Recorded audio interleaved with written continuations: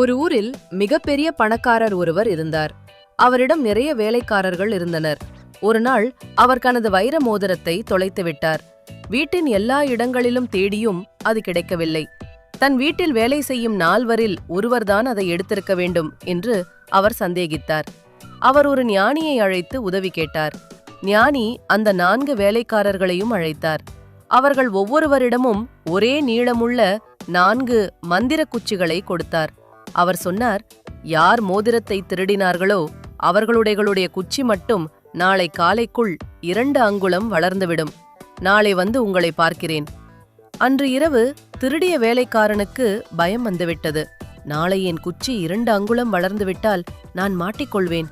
அதனால் இப்போதே நானே 2 அங்குலத்தை வெட்டிவிட்டால் நாளை காலை வளர்ந்த பிறகு அது மற்றவர்களின் குச்சி அளவிற்கே சரியாக இருக்கும் என்று நினைத்து அதை வெட்டிவிட்டான்.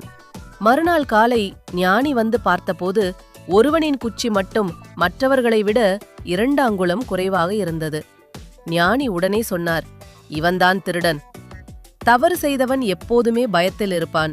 அந்த பயமே அவன் செய்த தவறை ஒரு நாள் காட்டிக் கொடுத்துவிடும்.